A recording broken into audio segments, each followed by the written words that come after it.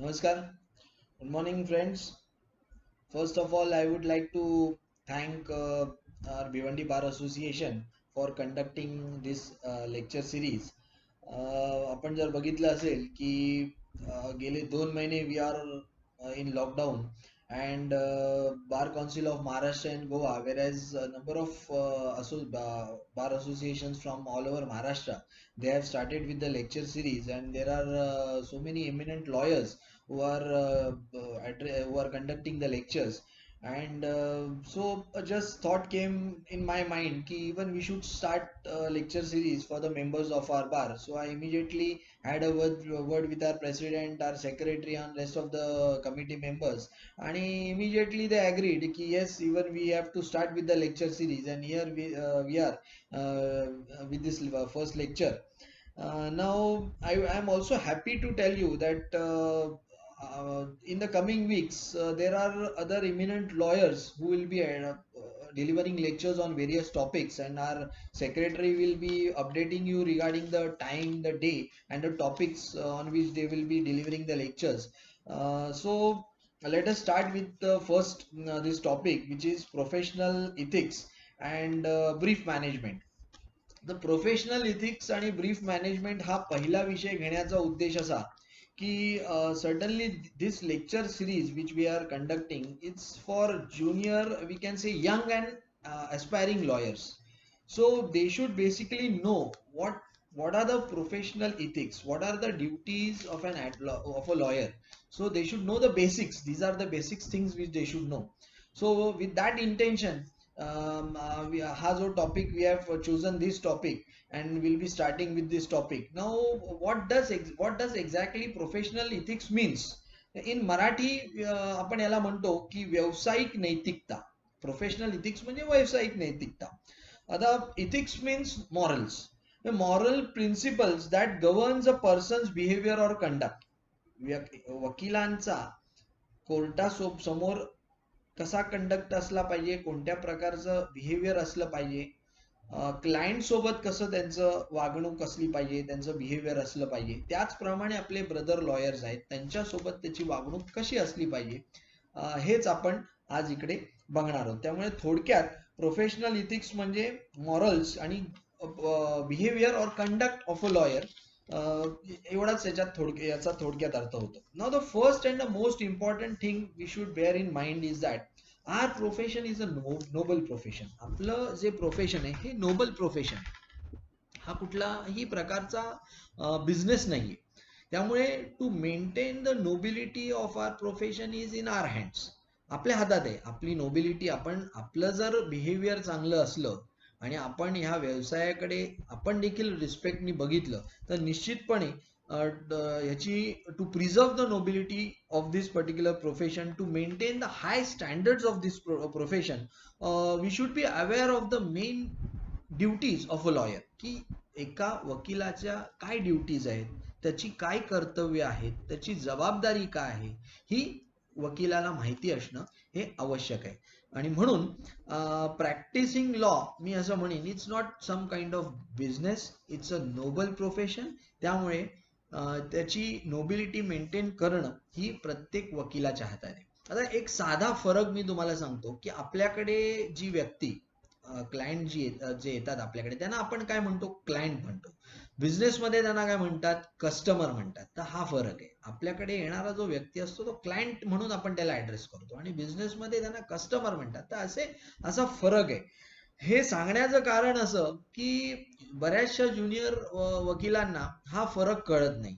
कोर्टामध्ये वकील म्हणून आल्यानंतर लवकरात लवकर पैसा कसा कमवायचा, मग तो कुठल्याही मार्गाने का असे ना, तो मार्ग बेल मॅटर्स असो किंवा शॉर्ट टर्म प्रॅक्टिस करून जास्तीत जास्त कसं पैसा कमवायचा ह्या उद्दिष्टाने जर आपण आपल्या प्रोफेशनकडे बघितलं तर आपण कधीही एक चांगलं लॉयर म्हणून सक्सेसफुल होणार नाही आपल्या प्रोफेशनमध्ये. त्यामुळे मग कारण का अशा काही घटना घडलेल्या आहेत ज्या मी आपल्याशी शेअर करतो की काही एक 5-6 वर्षापूर्वी मी जेव्हा अध्यक्ष असताना कोर्टामध्ये ज्युनियर वकिलांमध्ये काही वादविवाद झालेले, ते माझ्या ऑफिसला आलेले आणि त्यावेळेला त्यांच्याशी चर्चा करताना एक ज्युनियर वकील पटकन म्हणाला की शेवटी सर हा आपला धंदा आहे. तर मी त्याला तिथेच थांबवलं आणि त्याला म्हटलं हा धंदा नाहीये.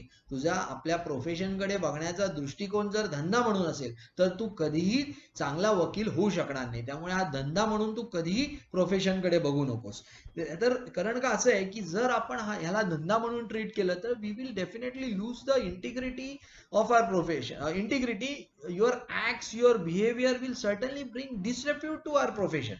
त्यामुळे आपल्याला जर आपल्या प्रोफेशनचे स्टँडर्ड्स मेंटेन करायचे असतील तर आपल्याला निश्चितपणे आपल्या जबाबदारी, आपली काय कर्तव्य आहेत हे जाणून घेणं महत्वाचं आहे. आता ज्या वेळेला आपण वकिली व्यवसाय करतो तर त्यावेळेला आपला उद्देश काही फक्त नॉट जस्ट टू अर्न मनी असला पाहिजे. असा आपला उद्देश की फक्त पैसे कमवण्याकरता वकिली व्यवसाय करणं हे चुकीचं आहे. कारण का आपल्याकडे लॉयर्सकडे किंवा डॉक्टर्सकडे, इंजिनियर्सकडे एक समाजाचा बघण्याचा एक दृष्टिकोन वेगळा असतो. त्यामुळे आपल्यावर एक सोशल ऑब्लिगेशन देखील आहे आणि we are here to adhere to promote principles of justice, fairness and equity. आपल्या खांद्यावर फार मोठी जबाबदारी हे आपण लक्षात घेतलं पाहिजे. We are considered as a protectors of individual rights against abuse of law, abuse of power. तर हा दृष्टिकोन आपल्याकडे बघण्यासारखा आणि we are lawyers are considered as guardians of law. So while we represent our clients in courts, either it may be in civil matter or criminal matter, कुठलंही matter असलं तरी आपल्या खांद्यावर एक फार मोठी जबाबदारी आणि त्या जबाबदारीने आपण काम केलं पाहिजे. बरेचदा आपण सिव्हिल मॅटर्स मध्ये बघतो सिनियर डिव्हिजन पुढे आपण बघतो एवढी मोठमोठ्या स्टेकची मॅटर्स असतात. त्यामुळे एखादी व्यक्ती आपल्याकडे आल्यानंतर तो क्लायंट म्हणून जेव्हा आपण त्याला एक्सेप्ट करतो त्यावेळेला त्याचा एक आपल्यावर विश्वास असतो. त्यामुळे ती फाईल जे मोठ्या मोठ्या स्टेक्सच्या मॅटर्स मध्ये त्या क्लायंटचं पूर्ण आयुष्य, त्याचं भवितव्य त्या मॅटरवर अवलंबून असतं. तसंच क्रिमिनल केसेसमध्ये तसं असतं. बरेचदा most of them they fear for conviction, की कन्व्हिक्शन झालं तर काय, म्हणून त्यांना ती भीती असते.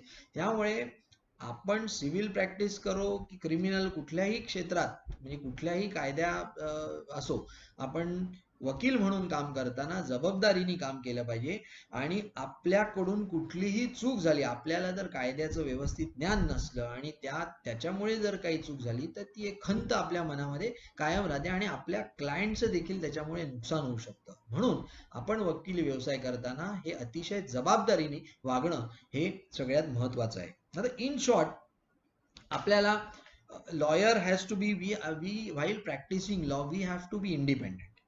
आपण इंडिपेंडेंट असणं आवश्यक आहे. Honesty, we have to act honestly. म्हणून इंडिपेंडन्स, ऑनेस्टी, इंटिग्रिटी, त्याच्यानंतर सिन्सिअरिटी, डेडिकेशन आणि सिस्टमॅटिक वर्क म्हणजे ऑर्गनाइज्ड वर्क हे आपलं असलं पाहिजे. I would say all these things आपण जर हे जर फॉलो केलं तर it will be a mantra to be a good lawyer. आपण अतिशय चांगल्या प्रकारे वकील म्हणून प्रॅक्टिस करू शकू जर आपण हे सगळं व्यवस्थित फॉलो केलं तर. सगळ्यात मोठं weapon, I would say most powerful weapon in the armoury of an advocate or a lawyer is his knowledge. कायद्याचं ज्ञान, अतिशय चांगलं ज्ञान, सखोल ज्ञान असणं हे अत्यंत आवश्यक आहे. Because what is said, what we can refer as a competent representation. Competent representation कशाला म्हणतात तर competent representation requires legal knowledge, skills, thoroughness and preparation that is reasonably necessary to represent a client. त्यामुळे आपल्याला कायद्याचं ज्ञान, त्याचप्रमाणे एक skill असणं देखील आवश्यक आहे. थरर प्रिपरेशन करणं देखील आपल्याला आपल्या प्रॅक्टिसमध्ये हे अत्यंत आवश्यक आहे. आता बरेचदा असं होतं की क्लायंट्सना माहिती नसतं की दे थिंक की लॉयर किंवा एक ॲडव्होकेट आहे त्याला सगळ्या कायद्यांचं ज्ञान असतं, असं त्यांचा एक समज असतो. त्यामुळे एखादं मॅटर आपल्याकडे घेऊन येत असताना आपण कधी असं, बरेच लॉयर्स असे आहेत की ते फक्त सिव्हिल प्रॅक्टिस करतात, कोणी फक्त क्रिमिनल प्रॅक्टिस करतात आणि असे ठराविक साईडला प्रॅक्टिस करणारे जे ॲडव्होकेट्स आहेत ह्यांच्याकडे, आपल्याकडे जर एखादं वेगळ्या कुठल्या कायद्या संदर्भात मॅटर आला आणि ज्या कायद्याचं आपल्याला ज्ञान नसलं, तर अशी मॅटर्स आपण घेणं ज्याचं आपल्याला पूर्ण ज्ञान नाहीये, तर हे आपल्या प्रोफेशनल इथिक्स मध्ये आपल्याला हे बसत नाही. हे अशी मॅटर्स घेऊ नये, किंवा घेतली तर त्या कायद्याची पूर्ण माहिती करून घेणं ही आपली जबाबदारी आहे. आणि माहिती करून घेतल्यानंतरच we can represent him. So that's what is called as competent representative. Who can be said as a competent advocate who knows law very well, who bears the knowledge of that particular law, then only he can represent his client before courts. त्यामुळे आपल्याकडे कायद्याचं ज्ञान असणं हे अत्यंत आवश्यक आहे. आता ज्ञानासोबत, नॉलेज सोबत स्किल देखील अत्यंत महत्वाचं आहे. बरेचदा आपण असं बघतो की एखाद्या वकिलाला सगळं CRPCचे सगळे सेक्शन्स, IPCचे sections, evidence act, even CPC हे सगळं तोंडपाठ असतं. कुठला सेक्शन्स कशाला ऍप्लिकेबल आहे हे सगळं तोंडपाठ असतं. But he lack skills. Skills in what? Skills to cross examine a person, skills to argue the matter before courts. तर ह्या स्किल्स जर लॅक केला तरी देखील तो पूर्ण त्याला म्हणजे he can be a successful lawyer. म्हणून एखादा, if you want to be successful in your practice, if you want to gain respect in your practice, so you should have knowledge as well as skills. So this is a differentiation in between both the things. त्यामुळे सगळ्यात महत्त्वाचं हे लक्षात घ्या की skills आणि knowledge असणं हे फार अत्यंत आवश्यक आहे. Now the second important aspect, lawyers and clients relationship. How should be the relationship between the lawyers and clients?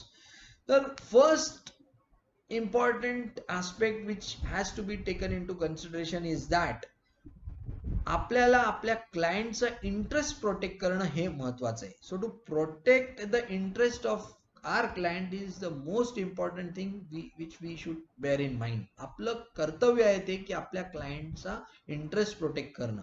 कुठल्याही परिस्थितीत आपल्या क्लायंट जेव्हा आपण कोर्टासमोर आपल्या क्लायंटची बाजू मांडू त्यावेळेला आपल्या क्लायंटशी प्रामाणिक असणं आणि त्याचा इंटरेस्ट प्रोटेक्ट करणं, कुठल्याही प्रकारचं प्रिज्युडाईज त्याला झालं नाही पाहिजे आपल्या कुठल्या कृत्यामुळे, हे आपलं बघणं हे आपलं कर्तव्य आहे. आता हे करत असताना we should not get carried away.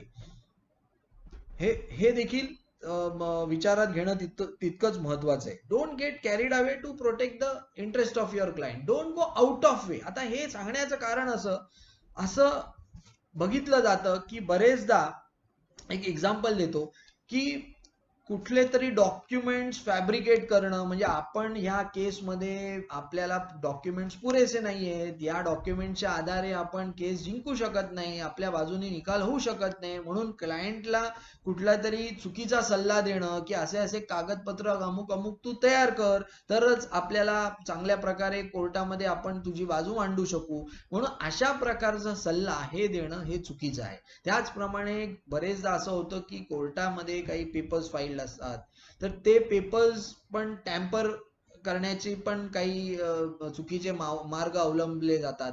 तर अशा आउट ऑफ वे जाऊन, कायद्याच्या विरुद्ध जाऊन जे आपल्याला क्लायंट कागदपत्र देतो, जी माहिती देतो, त्या अनुषंगाने आपण आपलं काम केलं पाहिजे, प्रामाणिकपणे केलं पाहिजे. पण अगदीच त्याची केस जिंकूनच द्यायची म्हणून कुठले तरी डॉक्युमेंट फॅब्रिकेट करणं किंवा काही टेम्परिंग करणं, अल्ट्रेशन करणं डॉक्युमेंट्स मध्ये, अशा कुठल्याही प्रकारचे सल्ले क्लायंटला देखील देऊ नका आणि आपण असं कृत्य करणं देखील हे आपल्या प्रोफेशनल एथिक्सला साजेसं नाहीये. नंतर be honest, be sincere, arm yourself with all the legal provisions, will proper interpretation of law, find relevant case laws, full dedicate yourself. तुमच्याकडे मॅटर आल्यानंतर पूर्ण डेडिकेटेडली तुम्ही काम करा. आणि आफ्टर डुईंग ऑल दिस ऑल्सो, आफ्टर हे करून देखील जर केसच जर ती चांगली नसेल, आपल्याला त्याच्यामध्ये आपल्याला पुरेसे कागदपत्र नसेल, तोंडी पुरावा नसेल, कागदोपत्री पुरावा नसेल, जर केसच वाईट असेल,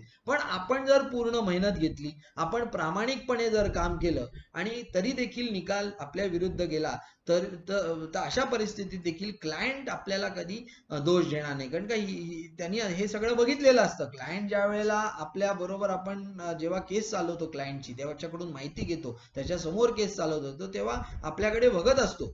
त्यामुळे आपण जर प्रामाणिकपणे काम केलं तर आणि अशा परिस्थितीत देखील जर एखादा निकाल आपल्या विरुद्ध गेला तरी कुठल्याही प्रकारे घाबरून जायचं किंवा आपलं खच्चीकरण होण्याचं काम नाहीये.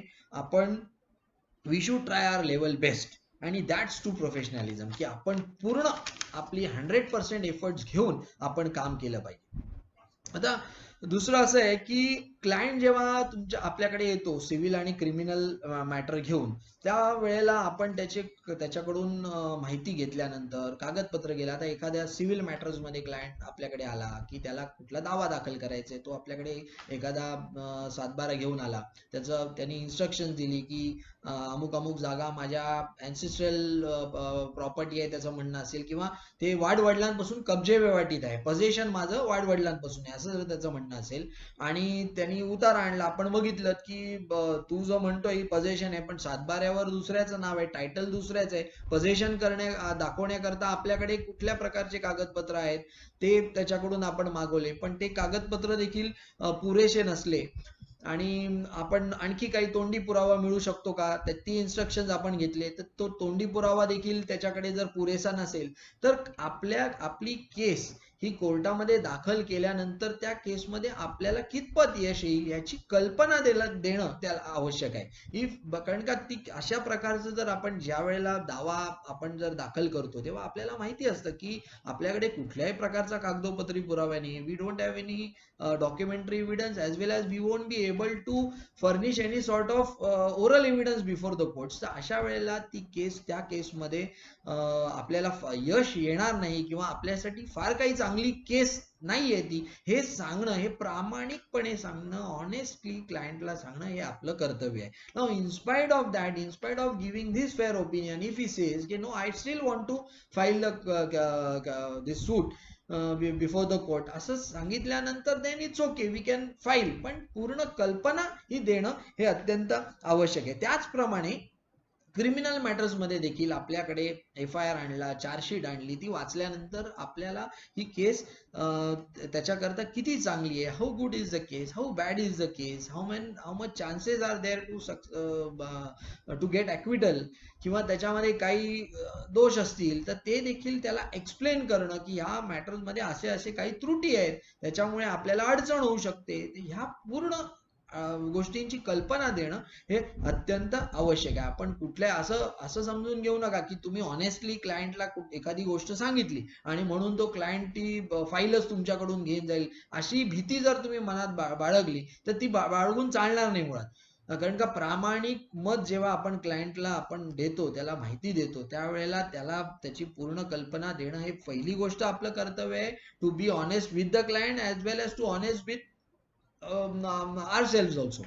त्यामुळे हे आणि दुसरं 100% ॲश्युरन्स कधीही क्लायंटला देऊ नका, बिकॉज व्हॉट हॅपन्स, आपण इफ इट्स क्वाईट पॉसिबल की जे काही डॉक्युमेंट्स आपल्याला दिल्यानंतर, आपण केस वाचल्यानंतर आपल्याला वाटतं की it's a good case, we can win the case, but it's quite possible that when we go for trial, समोरचा जो पक्षकार असतो, if he file certain documents, if he lead some oral evidence, in that case असं जर झालं तर if we are not aware of those documents, अशी documents आपल्या क्लायंटने आपल्याला प्रोव्हाइड केलेले नसतील किंवा आपल्याला त्याला देखील माहिती नसतील त्या अशा काही डॉक्युमेंट संदर्भात, तर आपण 100% ॲश्युरन्स दिला आणि अशी दिल्यानंतर जर काही पुढे त्या केसमध्ये जर आपल्या विरुद्ध निकाल गेला तर the client may blame you की तुम्ही तर 100% ॲश्युरन्स दिला, देन हाऊ कम आपला हा निकाल आहे आपल्या विरुद्ध गेला. त्यामुळे 100% ॲश्युअर, कितीही चांगली केस असली, यू ऑलवेज टेल इन की मी केस चांगली आहे, मी 100% त्याची एफर्ट्स घेईन त्याच्यामध्ये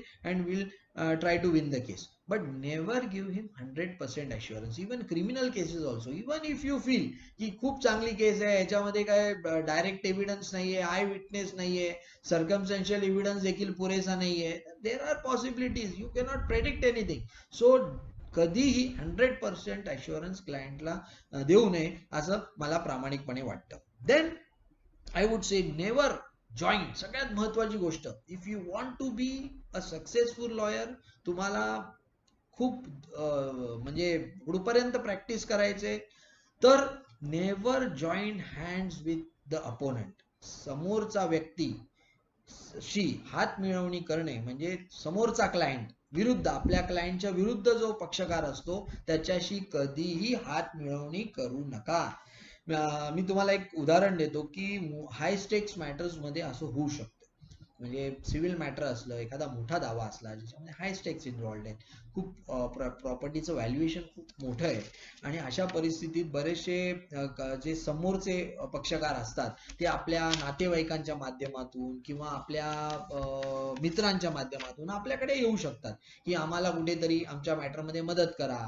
तर असं कधी असं जर कोणी आलं तर you straight away fairly tell him की असं मला जमणार नाही, मी असं करू शकत नाही, आणि असं कधी करू नका. Because it's quite possible means it's म्हणजे आय वुड से की कधीतरी तो पक्षकार जर तुम्ही त्याच्यासोबत हात मिळवणी केली, कधीतरी तो कुठेतरी जर त्यांनी सांगितलं की असं असं मी, त्यांना बरेचदा असं होतं म्हणतात की अरे हमने तो आपके वकील साहब से ही बात किया था पहिले और उनको ही हम लोग मिले थे, असं जर त्यांनी सांगितलं तर तुमचा क्लायंटचा तर विश्वास जाईलच तुमच्यावरचा. तुमचा क्लायंट आणखी त्याच्या नातेवाईकांना सांगेल, त्यांच्या मित्रांना सांगेल की असं असं माझ्या वकिलांनी केलं, आणि अशा परिस्थितीत तुम्हाला प्रॅक्टिस करणं हे अशक्य होईल, आणि तुमच्या प्रोफेशनशी देखील तुम्ही प्रामाणिकपणे जर राहिला नाही तर लॉंग टर्म प्रॅक्टिस तुम्हाला कधीही करता येणार नाही. त्यामुळे हा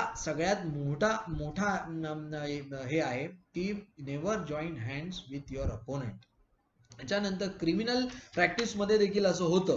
आपल्याकडे बेल मॅटर्स येतात, त्यावेळेला देखील आपल्याकडे क्लायंट येऊ शकतो, समोरचा व्यक्ती, किंवा ट्रायलच्या वेळेला देखील येऊ शकतात.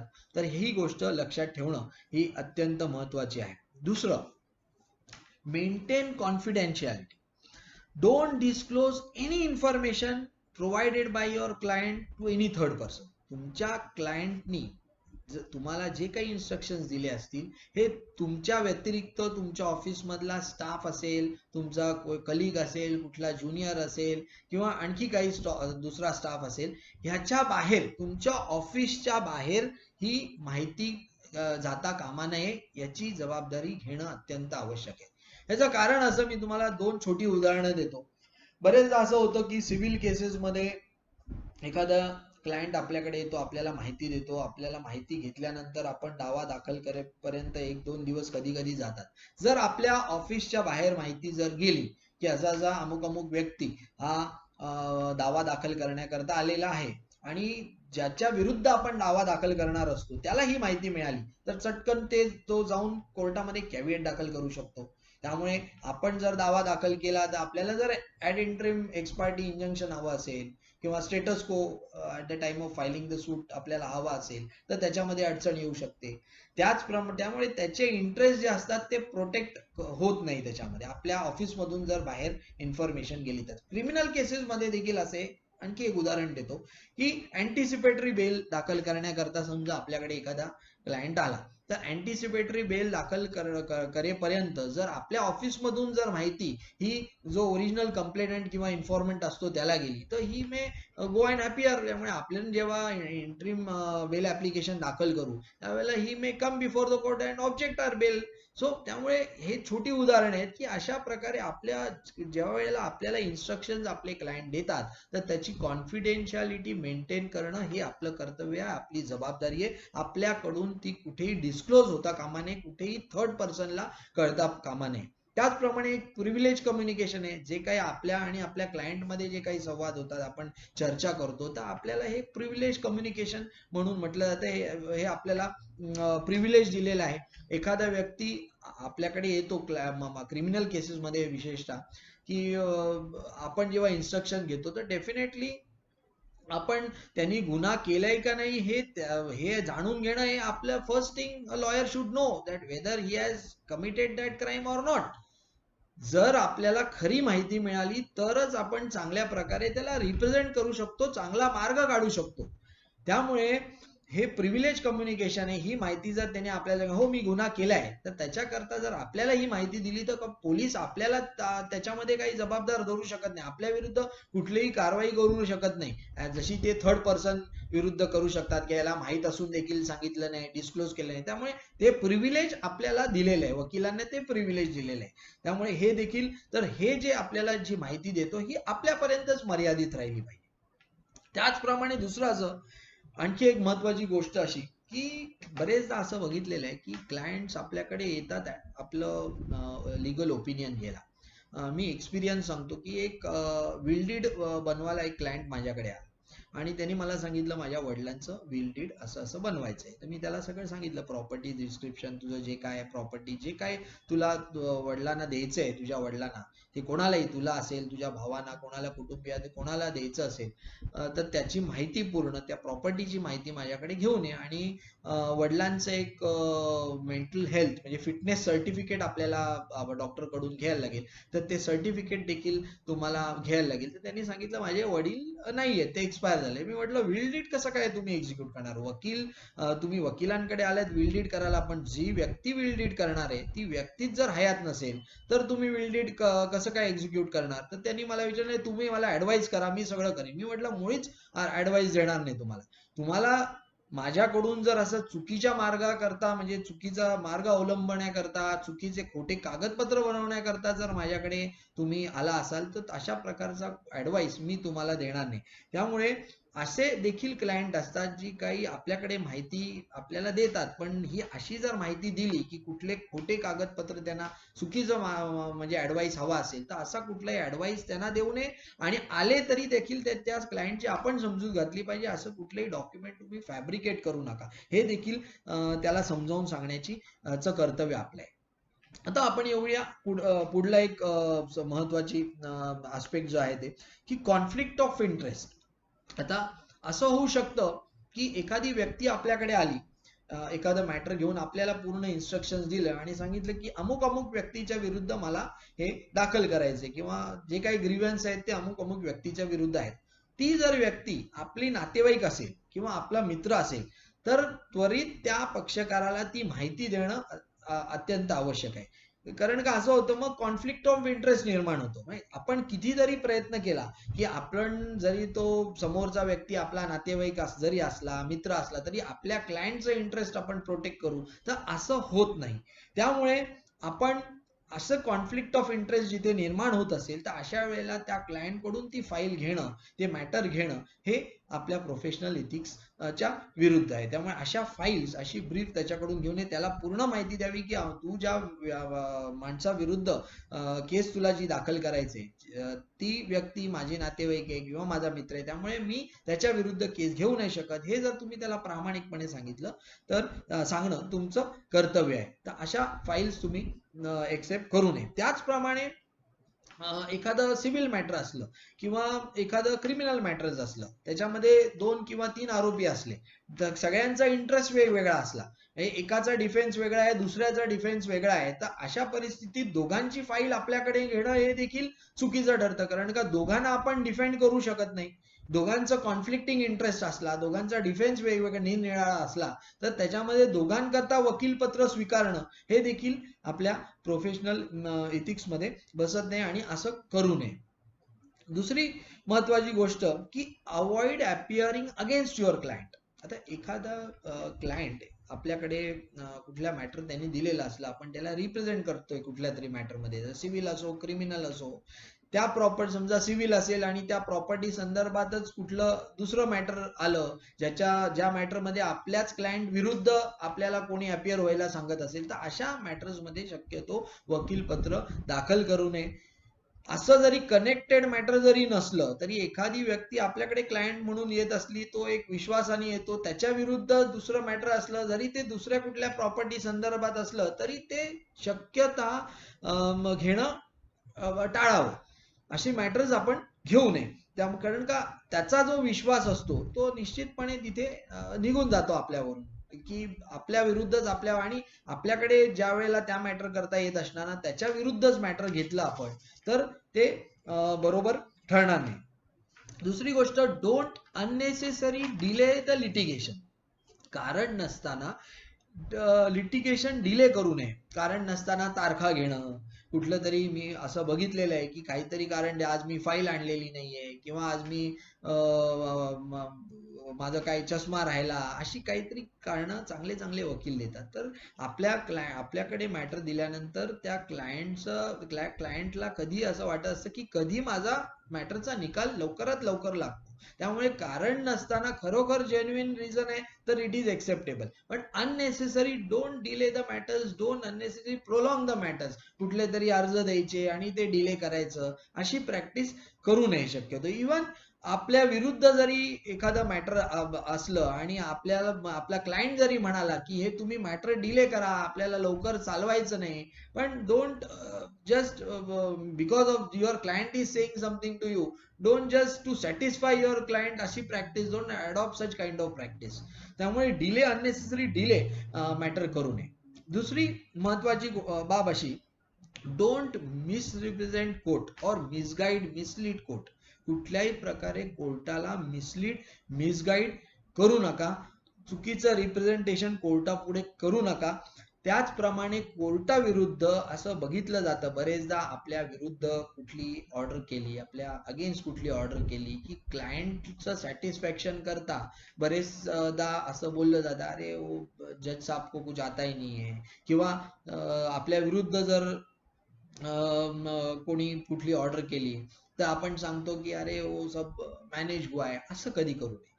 काही असं असलं तरी असे ऍडव्हर्स किंवा असे डिफॉमेटरी रिमार्क्स असे कोणावरही पास करू नये. त्याचप्रमाणे कोर्टाला कधीही मिसलीड करू नये. कुठल्याही जी परिस्थिती असते ती सत्य परिस्थिती कोर्टापुढे मांडणं म्हणजे हे चांगलं कंडक्ट, चांगलं behaviour. This proves our conduct, this proves our that we are going before the court with good conduct.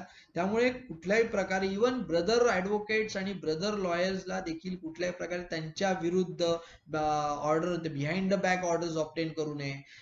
असं होऊ शकतं की मॅटर आज बोर्डावर आहे, at number of times the parties are called, advocates are called, but they are not appearing before the courts. In such circumstances adverse orders are passed, we can't help it. But अशी practice करू नये that to take the matter on board when it is not on board, to file application for taking the matter on board without giving notice to the other side. अशी practice कधी करू नये. त्याचप्रमाणे बरेचदा असं होतं की एखाद्या कोर्टाकडे आपण दावा दाखल केला, त्याच्यामध्ये आपल्याला जी रिलीफ हवी असते, ती इंजंक्शन असो, स्टेटस को असो, ही रिलीफ जर आपल्याला मिळाली नाही तर तो दावा विड्रॉ करून किंवा तो तसा ठेवून दुसऱ्या परत ते same subject matter, same parties दुसऱ्या कोर्टात दावा, ज्यांच्याकडे अलॉटमेंट आहे त्या कोर्टात दावा दाखल करून आधीच्या दाव्याबद्दल फॅक्ट सप्रेस करणं, असं मिसगाईड आणि मिसलीड करून कुठल्याही प्रकारचं रिप्रेझेंटेशन, अशी प्रॅक्टिस करू नये.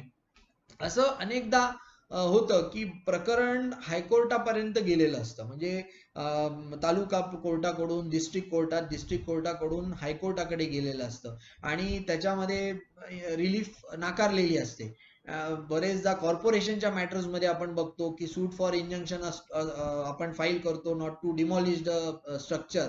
अशा वेळेला इंजंक्शन ऍप्लिकेशन रिजेक्ट होतं, डिस्ट्रिक्ट कोर्टात अपील MCA दाखल करतो, ते रिजेक्ट होतो, then we approach honourable high court, तिथे रिजेक्ट होतं. हे रिजेक्ट झाल्यानंतर वेगळं काहीतरी पार्टीचं नाव बदलायचं, थोडंफार काहीतरी दाव्यामध्ये बदल करून त्याच प्रॉपर्टी संदर्भात दुसरा दावा दाखल करायचा आणि त्याच्यामध्ये काहीतरी कोर्टाची दिशाभूल करून ऑर्डर मिळवायची. तर अशी प्रॅक्टिस कधीही करू नये. आपण बरेचदा बघतो अशा वेळेला, अशा परिस्थितीत काय होतं, ज्या वेळेला न्यायाधीशांना ते लक्षात येतं की असा दावा आपल्याला फॅक्ट सप्रेस करून दाखल केलेला आहे, फॅक्ट कन्सील करून दाखल केलेला आहे, तर आपल्याबद्दल कोर्टाचं मत वाईट होतं. त्यामुळे अशी प्रॅक्टिस कधीही करू नये, जेणेकरून आपण कोर्टाला दिशाभूल करू कोर्टाची आणि कुठली ऑर्डर मिळवू. तर अशी कुठल्याही प्रकारचं आपण अशी प्रकारची प्रॅक्टिस करू नये. त्याच्यानंतर never file vakalatnama in a case in which you are a witness और you are likely to be a witness. ह्याच्यामध्ये मी तुम्हाला 2 उदाहरणं देतो. असं असू शकतं, एखादा आपण सिव्हिल मॅटर्स मध्ये एखादा आपण डॉक्युमेंट ड्राफ्ट केले, आपण त्याचे पूर्ण ड्राफ्ट केले किंवा आपण आयडेंटिफाय केले एखाद्या विटनेसला. ते जेव्हा डॉक्युमेंट कोर्टासमोर जर काही चॅलेंज झालं, काही कारणास्तव ते चॅलेंज झाल्यानंतर ते डॉक्युमेंट प्रूव्ह करायला, सिद्ध करायला आपल्या साक्षीची आवश्यकता असते.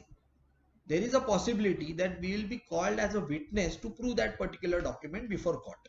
Now in such circumstances, त्या मॅटर मध्ये आपणच वकीलपत्र घेऊन आपण त्या पक्षकारातर्फे ज्याच्याकरता आपण डॉक्युमेंट ज्याचा ड्राफ्ट केलेला आहे तर त्याच्याकरता आपण शक्यतो वकीलपत्र घेऊ नये, कारण काय आपल्याला त्याच्यात विटनेस म्हणून आपल्याला बोलू शकतात. तर असं कधी याच्यात वकीलपत्र फाईल करू नये. किंवा क्रिमिनल केस आपण बघूया. समजा एखादे कुठे असॉल्ट होत असला, त्यावेळेला आपण तिथून पास होत असलो, जो आपण प्रत्यक्ष बघितलेला आहे, ज्या वेळेला FIR दाखल होतो त्यावेळेला कदाचित आपलं नाव नसेल, आपण तिथे विटनेस असू, आपण विटनेस केला असेल, पण विटनेस म्हणून आपलं नाव नसेल.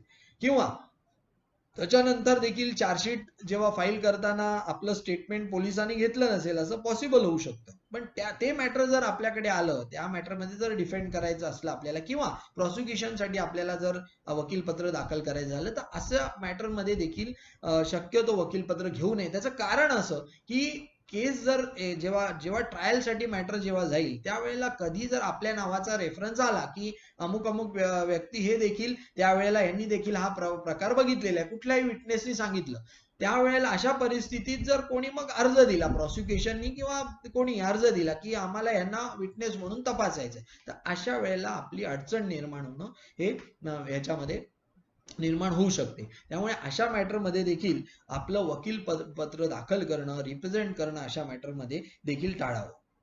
त्याच्यानंतर जर आपला पक्षकार ज्यांनी आपल्याला एंगेज केलेलं आहे, if he is not happy with your for any reason, त्याला maybe sometimes it happens की त्याचा कोण नातेवाईक मित्र असतो, तो सांगतो अरे आमचे वकील आहे, त्यांच्याकडे फाईल देऊ, यांच्यापेक्षा तिकडे जाऊ. He may or maybe he is having some grievance against you in the matter.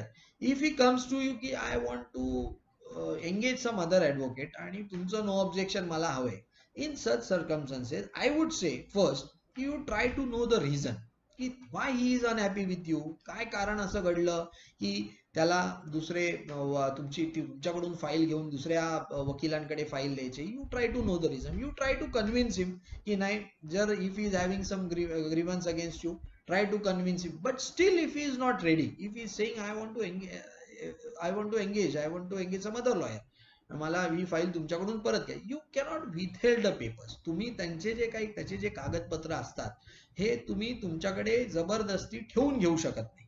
त्यामुळे because it will definitely cause prejudice to your client. Any act by a lawyer which causes prejudice to his client is against the professional ethics. हे चुकीचं आहे. त्यामुळे तुम्हाला ते कागदपत्र त्याला त्याच्या हातात देणं हे बंधनकारक आहे. नाव तुम्हाला आणखी एक प्रश्न तुमच्या मनात निर्माण झाला असेल की जर असं झालं की त्यांनी माझी फी नसेल दिली, तर you can always tell the other lawyer whom he has engaged की माझी अशी अशी फी बाकी आहे. Through that other lawyer you can recover that amount. Or तुम्हाला दुसरे मार्ग आहेत, legally also you can issue a notice to him letter on for recovery of that amount for the legal fees. But you cannot just for that particular reason की माझे fee देणं बाकी आहे म्हणून ते मी पेपर माझ्याकडे ठेवून घेतलं आणि त्याच्यामुळे ते पेपर जर आपण आपल्याकडे ठेवून घेतले, त्याच्यामुळे त्याच्या केसमध्ये त्याला जर काही प्रॉब्लेम निर्माण झाला तर त्याला प्रेज्युडाइज होईल. म्हणून ह्या कारणाकरता we cannot withheld the papers of our clients if he doesn't want to continue with you and if you wants to engage some other advocate. Nowadays there are so many complaints which are been filed for misconduct with the Bar Council of Maharashtra and Goa. खूप अशा तक्रारी होत आहेत. त्यामुळे our conduct is important, our behavior is important. Never do any such kind of act which will invite trouble for you. Why unnecessary? Never be dishonest with your profession, never be dishonest with your client. त्याच्यानंतर independence एक मी तुम्हाला सांगू इच्छितो की independence म्हणजे काय, की वकिली व्यवसाय करताना इंडिपेंडन्स असणं म्हणजे काय.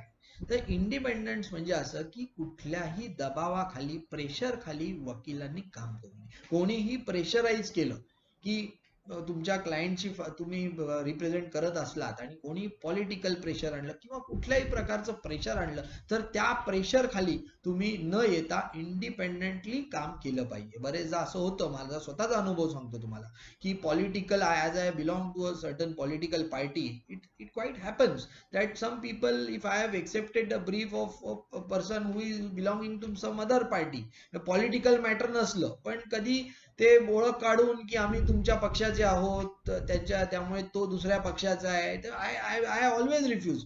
कधीही आपलं political if you at all you are into politics और कुठलं याच्यामध्ये संघटनेकरता काम करत तर आपलं प्रोफेशनल जे हे आहे आणि पॉलिटिकल हे दोन्ही कधीही मिक्स करू नका. प्रोफेशन वेगळं आणि ते तुमचं पॉलिटिक्स किंवा जे काही तुम्ही काम करता ते वेगळं. Be independent, never mix it with anything. त्यामुळे don't come under pressure just because someone is influencing you, some influential person is coming to and pressurizing that you do this, you do that. कधी करू नका. It will always create great impact on your profession, because this thing never, you cannot conceal this thing. कधी ना कधी हे माहिती पडतं की असं असं आम्ही प्रेशराईज केलं आणि असं केलं. त्यामुळे इंडिपेंडेंटली काम केलं पाहिजे, ऑनेस्टली आणि इंडिपेंडेंटली काम केलं पाहिजे. Now after all hearing all this, now सगळ्यात महत्वाचा जो मुद्दा आहे तो फीसचा आहे. तुम्ही म्हणाल एवढ्या सगळ्या गोष्टी सांगितल्या, फी बद्दल काय, फी बद्दल काहीच सांगितलं नाही याच्यामध्ये, कसे असले पाहिजे. First thing I would say, फीसच्या बाबतीमध्ये आपण रिझनेबल असलं पाहिजे. Don't overcharge your client. आपण आपले अकाउंट्स क्लायंटनी जी काही फी दिली, जी काही फी ठरवाल ती अमुक फी ठरवलेली आहे, ती तुम्ही नोट डाऊन करा. क्लायंटला सांगून की एवढं ठरवलेलं आहे. त्यांनी जर काही ऍडव्हान्स दिले, ती ऍडव्हान्स तुम्ही तुमच्याकडे नोंदवून ठेवा की एवढे एवढे ऍडव्हान्स दिले, एवढे एवढे बॅलन्स या तारखेला दिले. प्रॉपर अकाउंटिंग तुम्ही ठेवा. जोपर्यंत तुम्ही प्रॉपर्टी, कदाचित असं होऊ शकतं पुढे क्लायंट कधी बोलू शकतो नाही नाही मी तुम्हाला एवढे दिलेले. जर तुम्ही अकाउंट्स मेंटेन केलं तर तुम्हाला ते तुम्ही यू कॅन ऑलवेज शो हिम की हे बघा या तारखेला एवढी एवढी अमाऊंट दिलेली. So always maintain proper accounts. Second thing is that, बरेचदा हल्ली असं होतं की RTGS पेमेंट केलं जातं, चेक्सनी केलं जातं, NEFT केलं जातं. त्याकरता देखील, आणि हे केल्यानंतर क्लायंट्स आपल्याला म्हणतात की तुमचं इनव्हॉइस द्या, आम्हाला तुमचं इनव्हॉइस लागेल. तर तुम्हाला त्यांना इनव्हॉइस देणं देखील आवश्यक आहे. आणि फी घेताना मी सिव्हिल मॅटर्स बद्दल आपल्याला सांगू इच्छितो की फी ज्या वेळेला घेतो, बरेचदा सिव्हिल मॅटर्स मध्ये आपण जे व्हॅल्युएशन असतं त्याच्यावर कोर्ट फी स्टॅम्प आपल्याला लावायला लागतो, कोर्ट फी भरावी लागते. तर क्लायंटला सांगताना कधीही तुमची प्रोफेशनल फी आणि कोर्ट फी आणि मिसलिनियस चार्जेस हे वेगवेगळे सांगितले पाहिजेत. असं बरेचदा झालेलं आहे की त्या प्रोफेशनल आपल्या फीज मध्ये, म्हणजे स्टॅम्प ड्युटी मध्येच वाढून फीस सांगण्यात येते. म्हणजे स्टॅम्प ड्युटी असते फॉर एक्झाम्पल 50,000 असते, ती 60, 70, 80,000 सांगितली जाते. त्याच्या व्यतिरिक्त आपली प्रोफेशनल फीस सांगितली जाते. तर असं कधीही करू नये. कारण का, जी स्टॅम्प ड्युटी भरतो you have to issue a receipt of that, किंवा तुम्ही ऑनलाईन भरली तर रिसिप्ट येते किंवा व्हॉट एव्हर इट इज ती.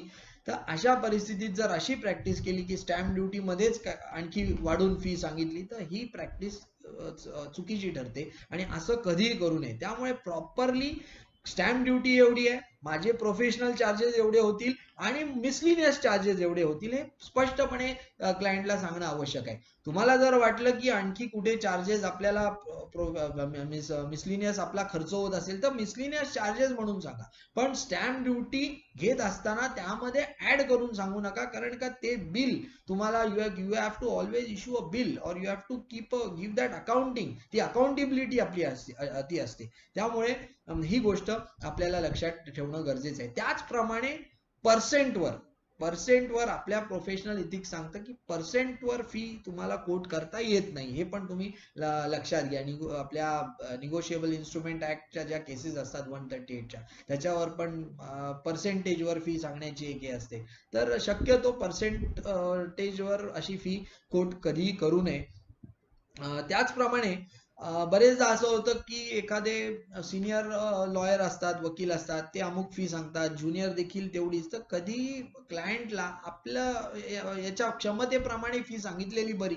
ते अमुक अमाऊंट सांगतात म्हणून आपण पण तेवढीच अमाऊंट सांगणं. पण ह्याच्याच बरोबर हे देखील लक्षात ठेवणं गरजेचं आहे की कधीही एकदम कमी, म्हणजे एखाद्या व्यक्ती समजा 10,000 रुपीज घेतो, तुम्ही ते 500 रुपीज, ते काम 500 रुपीज मध्ये करा, असं डिग्रेड करण्याचं काम हे कधी करू नये. ह्याच्यामुळे आपल्या स्टँडर्ड जे असतं, आपल्या प्रोफेशनचं स्टँडर्ड कमी होतं. अशी प्रॅक्टिस कधी करू नका की ज्या गोष्टीला जेवढे फी घेतली पाहिजे, कोट केलं पाहिजे, हे तेवढंच कोट केलं पाहिजे. ते अंडर कोट कृपया करू नका. आपली डिग्निटी, आपलं प्रोफेशन डेफिनेटली याला निश्चितपणे याला तडा जातो आणि आपलं स्टँडर्ड जर मेंटेन करायचं असेल तर ह्या गोष्टीमध्ये पडू नका.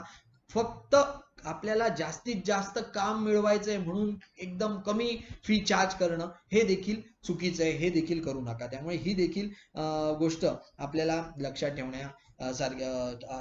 ठेवायला हवी. त्यामुळे थोडक्यात प्रोफेशनल इथिक्स मी जे तुम्हाला सांगितलं तर आपलं वकिलांचं बिहेवियर, त्यांचं कंडक्ट हे कसं असलं पाहिजे, क्लायंट सोबत कसं असलं पाहिजे, कोर्टासमोर कसं असलं पाहिजे, कोर्टाशी कसं असलं पाहिजे, कसा प्रामाणिकपणा क्लायंट सोबत कोर्टासमोर देखील आपण ऑनेस्टीनी वागलं पाहिजे. त्याचप्रमाणे आपले ब्रदर लॉयर्स आहेत त्यांच्यासोबत देखील काम करत असताना त्याच्यामध्ये कुठलं ग्रीव्हन्स असं निर्माण होऊ नये, त्यांच्याशी देखील ऑनेस्टी मेंटेन करावी, असं आपण काम केलं पाहिजे. त्यामुळे मला खात्री आहे की जे काही मी आपल्याला सांगण्याचा प्रोफेशनल इथिक्स बद्दल सांगण्याचा प्रयत्न जो केलेला आहे आपल्याला तो समजला असेल असं मला वाटतं.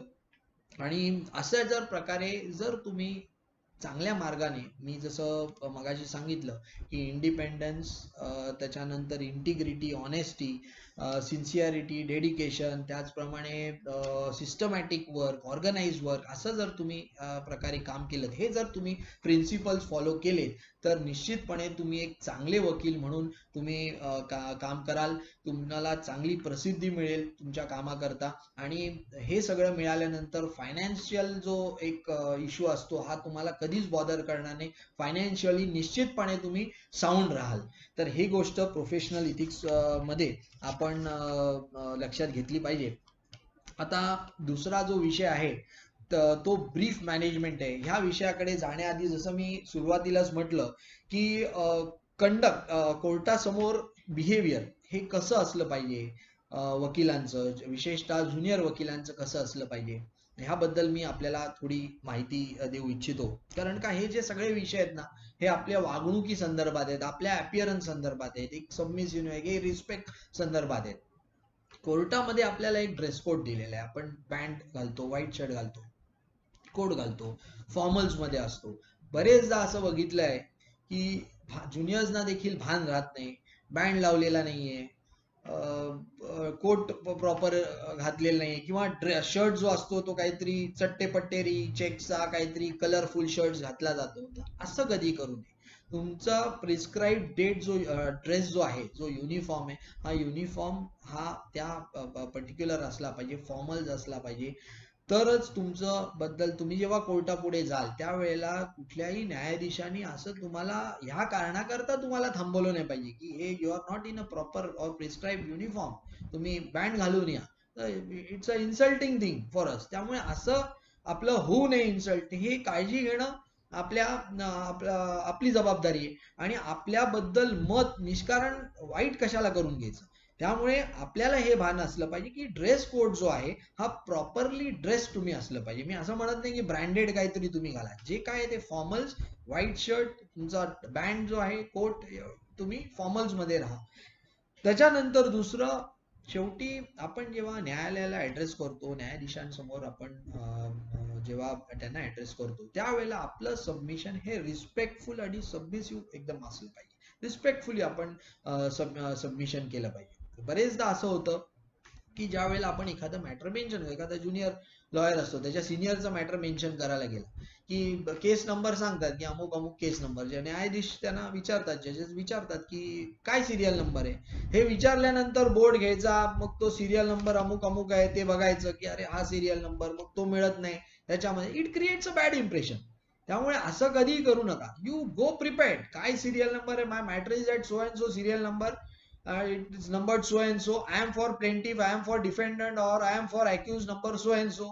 हे तुम्ही तिकडे सांगा. अॅक्युज समजा 10 अॅक्युज असले, तुम्ही 1 ते 4 करता असं, तर I am representing for accused number so and so. त्यामुळे in short, while addressing the court, make a precise and submission, be particular, be respectful. त्यामुळे हे या छोट्या छोट्या गोष्टी हे ज्युनियर वकिलांनी, यंग वकिलांनी लक्षात ठेवणं हे अत्यंत आवश्यक आहे. त्याचप्रमाणे you should be Audible.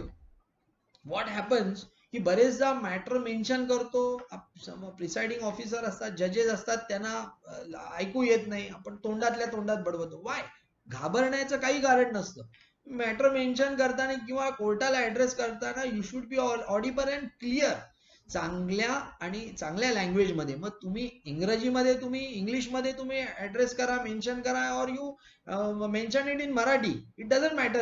We stay in Maharashtra. So even if you want to mention it in Marathi or if you want to plead your case in Marathi, it doesn't matter. तुम्हाला काही त्याच्याबद्दल हे नाही. आणि तुमची language वर command ठेवा. If at all if you feel की तुम्हाला हे इंग्लिश मध्ये जमणार नाही, तर ते इंग्लिश मध्ये तुम्ही मेन्शन करू नका. You speak in Marathi. Unnecessary काहीतरी तुटक्या फुटक्या लँग्वेज मध्ये मेन्शन करणं, पास्ट टेन्स नाही, प्रेझेंट टेन्स नाही, फ्युचर टेन्स नाही, तुम्ही उगाच काहीतरी, it creates a bad impression. त्यामुळे तुम्ही मराठीत मेन्शन केलं तरी चालेल, आपली महाराष्ट्राची भाषा मराठी आहे, तुम्ही ते केलं तरी चालेल. But I would say that you also should try. तुम्ही मग ती प्रॅक्टिस घरी करा. इंग्लिश जर तुम्हाला काही प्रॉब्लेम येत असेल टू मेन्शन, तुम्ही ती प्रॅक्टिस घरी करा. तुम्ही रोज तुमचा newspaper, you read Times of India और any English newspapers. I am not saying that Times of India, any English newspaper, so that you will be able to म्हणजे ऍटलीस्ट रीड आणि प्रॉपरली इन इंग्लिश, आणि मग you can address in English. त्यामुळे try to develop yourself. जसं मी मगाशी I just left out की skills संदर्भात मी तुम्हाला सांगितलं, तर स्किल्स ज्या असतात, या skills, it is not necessary की हे जेव्हा आपण आपल्या अकॅडमिक्स मधून जेव्हा पास आउट होतो, when we get a degree, त्या स्किल्स आपल्यामध्ये असतात. We have to develop those skills. त्यामुळे प्रत्येक वकील जेव्हा कोर्टामध्ये वकील व्यवसाय सुरू करतो, तेव्हा त्याच्याकडे त्या क्रॉस एक्झामिनेशनच्या स्किल्स, आर्ग्युमेंटच्या स्किल्स त्या असतीलच असं नाही. He has to develop that, he has to adapt. मग ते कसे अडॅप्ट करणार? You have to go and sit and listen to some arguments by some senior lawyers. तुम्ही त्यांची क्रॉस एक्झामिनेशन सिनियर लॉयर्सची बघा, ते कसं क्रॉस एक्झामिनेशन, त्या skills you have to develop. So it is not possible also, I would say, की every lawyer has skill to cross examine or argue the matter. You have to develop those skills. So try to develop these kind of skills. Try to develop the skill of cross examination. It's an art. After all, cross examination also is an art. So ह्या आपण develop केल्या पाहिजेत. For that you have to sit in the courts, you have to listen to the proceedings before the courts of some which are conducted by some senior and eminent lawyers. Their arguments और their cross examination, हे सगळं आपण बघितलं पाहिजे. And have a command on language. कुठलीही language तुम्ही बोलायला, have a command on it. बरेचदा असं होतं की while we are cross examining or we are if a witness is into witness box, तर आपण जरी चीफ घेत असलो कुठल्याही केसमध्ये किंवा क्रॉस एक्झामिनेशन घेत असलो, त्यावेळेला आपण काही प्रश्न विचारला, तो न्यायाधीशांना ऐकू गेला पाहिजे. Steno is sitting next to the presiding officer, the clerk who is sitting, because sometimes they are recording. Steno record करत असतो, क्लार्क पण रेकॉर्ड करत असतो, इंग्लिश मराठी असतं. त्या विटनेसला तो प्रश्न व्यवस्थित ऐकू गेला पाहिजे. द अदर साइडचे जे लॉयर असतात, त्यांना देखील तो ऐकू गेला पाहिजे. क्लायंट असतात, अपोजिट आपले विरुद्ध पक्षकार असतील, आपले पक्षकार देखील असतात, त्यांना देखील व्यवस्थित तो प्रश्न ऐकू गेला पाहिजे. तर त्यामुळे जे काही विचार ते एकदम क्लिअर वर्ड्स मध्ये, चांगल्या आवाजात विचारा. Audible, you should be audible. असं झालं नाही पाहिजे you are asking him something आणि ते साहेबांच्या लक्षात येत नाही, कोर्टाच्या तिकडे तुमचा प्रश्न लक्षात येईल. It creates a bad impression. आपण जेव्हा कोर्टापुढे केस चालवत असतो, मग ती ट्रायल असो, आर्ग्युमेंट असो, आपल्या त्या कोर्ट हॉलमध्ये अनेक लोक असतात. बरेचदा क्लायंट सगळं ऑब्झर्व करत असतात. ते ऑब्झर्व केल्यानंतर जर एखादं तुम्ही चांगलं आर्ग्युमेंट केलं, चांगला युक्तिवाद केला किंवा तुमची चांगली क्रॉस झाली, तर बरेचदा असं होतं की कोर्टाच्या बाहेर आल्यानंतर क्लायंट्स आपल्याला विचारतात की काय आपलं नाव, आपल्याकडून कार्ड घेतात. तर असं आपल्याला स्वतःला डेव्हलप करायचं असतं. जर तो पोअर शो झाला, जर आपण व्यवस्थित ऍड्रेस केलं नाही किंवा आपल्याला कुठेतरी म्हणजे आपलं काहीतरी बॅड इम्प्रेशन झालं, आपण बरोबर बिहेवियर आपलं नसलं, आपलं कंडक्ट बरोबर नसलं, जर आपल्या न्यायाधीशांनी जर त्याबद्दल काही त्यांच्याकडून काही कमेंट्स स्ट्रिक्चर्स आले, तर ह्याचा इम्पॅक्ट आपल्यावर होतो आणि हा इम्पॅक्ट झाल्यानंतर निश्चितपणे आपल्या प्रॅक्टिसवर आपला तो परिणाम होतो. So we have to keep this in mind that our conduct and behaviour should be respectful. We should be have full knowledge of whatever we are practising. जो काही ज्या केसमध्ये जे काही लॉज इन्व्हॉल्ड असतात, we should know everything in and out of everything. So for that also you have to be very punctual, you have to be very sincere, you have to be dedicated. त्यामुळे हे सांगण्याचं उद्दिष्ट की be respectful, be submissive before the courts and be organised. आता organised ते मी पुढला जो आपला विषय आहे ब्रीफ मॅनेजमेंट याच्याकडे येतोच आहे की ऑर्गनाइज कसं असू शकलं पाहिजे. त्यामुळे मला असं खात्री आहे की कसं कोर्टापुढे आपलं कसं बिहेवियर असलं पाहिजे, आपलं वागणूक कशी असली पाहिजे आणि आपला कंडक्ट कसा असला पाहिजे हे थोडक्यात आपल्याला कळलं असेल. आता ब्रीफ मॅनेजमेंट कडे आपण येऊया. आता few things I would like to share की ब्रीफ मॅनेजमेंट आता ह्याच्यामध्ये काय असं आपल्याला घेण्यासारखं आहे. तर ब्रीफ मॅनेजमेंट म्हणजे एक सिस्टमॅटिक किंवा ऑर्गनाइज पद्धतीचं काम आपलं असलं पाहिजे. ते कसं, एखादा तुम्ही सिव्हिल दावा जर दाखल केला तर दावा दाखल केल्यानंतर आपल्या ब्रीफवर आपल्या पक्षकाराचं नाव, the person who is filing the suit, त्याचं नाव, त्याचं डिटेल्स, त्याच्या अपोनंटचं नाव, त्याच्यानंतर त्या ब्रीफ सोबत आपण दावा कधी दाखल केला ती तारीख की Wien the suit was filed, त्या दिवशी जर एखादी ऑर्डर झाली असेल तर इश्यू नोटीस झाली असेल तर issue notice, ad interim order झाली असेल ऍड इंट्रीम, किंवा स्टेटस को झालं असेल तर त्याबद्दलची नोंद आपल्या ब्रीफ कव्हरवर ठेवणं हे अत्यंत आवश्यक आहे. आता ह्याच्यानंतर मॅटर्स बोलूया आपण. आता आपण एखादा दावा दाखल केलेला आहे तर दावा सोबत जो दाखल करू त्याचं पूर्ण कंपायलेशन आपल्याकडे असलं पाहिजे. आता कंपायलेशन म्हणजे काय, तर copy of plaint, copy of plaint नंतर सेकंड जे एक्झिबिट असतं ते ठीक आहे, व्हीपी ते नसलं तरी ठीक आहे, पण त्या कॉपी ऑफ प्लेंटवर एक गोष्ट लक्षात घ्या. बरेचदा असं होतं की ज्या वेळेला आपण आपल्याकडे कॉपी ठेवतो त्यावेळेला त्याच्यावर कधी तारीख नसते, ती डेट ऑफ फायलिंग नसते, ती ब्लँक असते, ती पण नोट डाऊन करावी. त्या तुमच्या प्लेंटवर तुमचा दावा नंबर जो पडलाय तो दावा नंबर तो तुमच्या ब्रीफ कव्हरवर त्याचप्रमाणे तुमच्या त्या प्लेंटवर दावा नंबर लिहून ठेवा, तो जो असेल तो दावा नंबर. त्याच्यानंतर तुमचं लिस्ट ऑफ डॉक्युमेंट्स आहेत ते सगळं पाहिजे. त्याच्याबरोबर सगळे जे डॉक्युमेंट्स दाखल केले ते 1 2 3 4 असे सिक्वेन्सनी तुम्ही दाखल केले पाहिजे. शक्यतो तुमचे सगळे जे डॉक्युमेंट आहे, तुमचे जे डॉक्युमेंट्स आहेत किंवा जे काही तुमचं write from the first document that is plain to the last document numbering केलेलं सगळ्यात चांगलं. कारण का ज्या वेळेला आपण कोर्टासमोर आपण जेव्हा आपली केस मांडतो त्यावेळेला if the pages are numbered we can just point out the pages की 1 2 3 4 honour may refer to page number 1 और पेज नंबर 2 और page number blah blah so and so on. तर असं आपण चांगलं ते that creates a good impression. Even it is convenient for both of us, for our self, for the honourable जज as well as for the other side to peruse those documents, to go at that particular page. त्याच्यानंतर त्यामुळे हे list of documents असणं महत्वाचं आहे. त्याच्यानंतर injunction application असेल तर इंजंक्शन ऍप्लिकेशन हे हा राहिला आपला सेट. याच्यामध्ये ऑफिस कॉपी म्हणून हा असला पाहिजे. हा दाखल केल्यानंतर समजा नेक्स्ट डेटला समोरची पार्टी हजर झाली, त्याच्यामध्ये डिफेंडंटनी रिटर्न स्टेटमेंट दाखल केलं, रिटर्न स्टेटमेंट सोबत जर त्यांनी डॉक्युमेंट्स दाखल केले तर त्या रिटर्न स्टेटमेंट हे लगेच आपल्या कंपायलेशनला लागलं पाहिजे. त्याच्यासोबत त्यांनी डॉक्युमेंट्स दाखल केले असतील तर ते डॉक्युमेंट सगळे त्याच्यासोबत लागले गेले पाहिजे. तर असं हे सगळं सिक्वेन्स लागलं पाहिजे. आणि शक्यतो जर आपल्याला शक्य होत असेल तर मी आपल्याला सजेस्ट करीन की हे जे आपण डॉक्युमेंट्स दाखल करतो याला तुम्ही फ्लॅग लावलेला चांगला, 1 2 3 4 5 6 तुम्हाला पटकन चटकन काढून द्यायला बरं पडतं हे डॉक्युमेंट्स. तर हा सगळा सेट लागला पाहिजे रिटर्न सोबत. समजा रिटर्न डिफेंडंट त्याच्यामध्ये 4-5 असतील, काही डिफेंडंट्सनी एक अमुक ऍडव्होकेट एंगेज केलेत, काही डिफेंडंट्सनी दुसरे ऍडव्होकेट एंगेज केलेले आहेत, दोघांचे रिटर्न स्टेटमेंट निरनिराळे आले तर रिटर्न स्टेटमेंट ते वेगळे, त्यांचे लिस्ट ऑफ डॉक्युमेंट्स वेगळे, हा सेट वेगळा लागला गेला पाहिजे. हे झालं सिव्हिल मॅटर्सचं. याचप्रमाणे ज्या वेळेला क्रिमिनल मॅटर्स आपण ब्रीफ आपण मॅनेज करतो तर त्याच्यामध्ये देखील FIR असला पाहिजे, रिमांड रिपोर्ट असले पाहिजेत. बरेचदा असं बघण्यात आलेलं आहे की FIR घेतलाच जात नाही.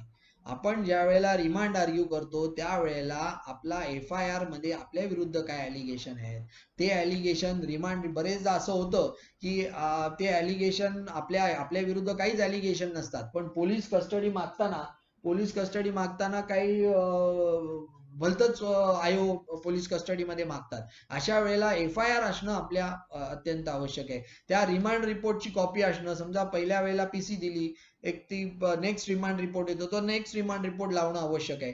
त्याच्यानंतर चार्जशीट आली तर सगळ्यात महत्वाची गोष्ट, ज्या वेळेला आपण चार्जशीट कोर्टामधून रिसिव्ह करतो त्यावेळेला ती चार्जशीट आपल्याला जी कॉपी आपल्यासाठी दिलेली असते ती कॉपी आणि कोर्टाची जी ओरिजिनल चार्जशीट आहे ही व्हेरीफाय करणं, ही टॅली करणं अत्यंत महत्वाचं आहे. ह्याचं कारण असं की बरेचदा काही डॉक्युमेंट्स मिसिंग असतात आपल्या चार्जशीटमध्ये, काही स्टेटमेंट रेकॉर्ड केलेले असतात किंवा काही मेडिकल सर्टिफिकेट्स असतात, काही पंचनामे असतात, हे आपल्या कॉपीमध्ये मिसिंग असतात. ज्या वेळेला ट्रायल सुरू होते त्यावेळेला जर आपल्या ट्रायल सुरू झाल्यानंतर जर आपल्याला ते समजलं की याच्यामध्ये हा विटनेस आलाय त्याचा आपल्या कॉपीमध्ये स्टेटमेंटच नाहीये, अशा वेळेला आपली पंचायत होते. त्यामुळे आणि आपली केसची देखील तयारी करताना सगळे डॉक्युमेंट्स असणं आपल्याकडे आवश्यक आहे. त्यामुळे चार्जशीट ज्या वेळेला तुम्ही घ्याल त्यावेळेला ती व्हेरीफाय करून घेणं अत्यंत आवश्यक आहे. त्यामुळे ही चार्जशीट आल्यानंतर आपल्या चार्ज फ्रेम होतो, तर चार्जची देखील कॉपी आपल्याकडे ठेवणं हे अत्यंत आवश्यक आहे.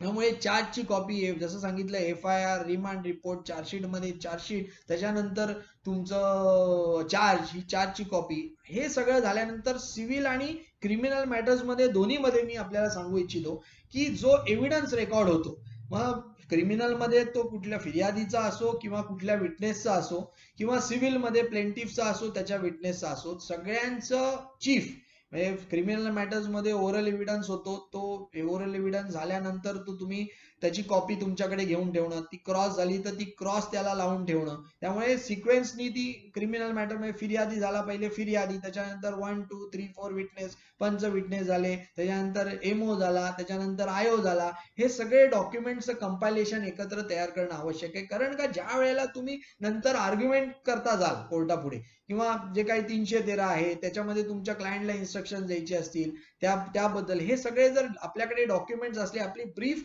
मेंटेन असली, तर आपल्याला हे सोपं पडतं आपल्या आर्ग्युमेंटच्या वेळेला किंवा पुढल्या आपल्या इव्हन ट्रायलच्या वेळेला आपल्याला सोपं पडतं. त्याचप्रमाणे सिव्हिल केसेस मध्ये देखील जो एव्हिडन्स रेकॉर्ड होतो 18(4) प्रमाणे आपण ऍफिडेव्हिट दाखल करतो, त्यामुळे ते ऍफिडेव्हिट त्याच्यानंतर क्रॉस झालेली असते, ती क्रॉस किंवा एखादे साक्षीदार जो एक्झामिन, कधी कधी असं होतं की काही साक्षीदार एक्झामिन करतात, ते काही डॉक्युमेंट्स दाखल करतात, त्या डॉक्युमेंटला एक्झिबिट पडलेलं असलं तर ते डॉक्युमेंट्स देखील त्या साक्षीदाराच्या सोबतच त्यांनी जे डॉक्युमेंट दाखल केले त्याच्या पुराव्याच्या सोबत शक्यतो ते डॉक्युमेंट लावणं आवश्यक आहे. तर अशा प्रकारे आपल्याला ही फाईल आपली व्यवस्थित मेंटेन करणं आवश्यक आहे. दुसरी सगळ्यात महत्वाची गोष्ट म्हणजे आपली डायरी.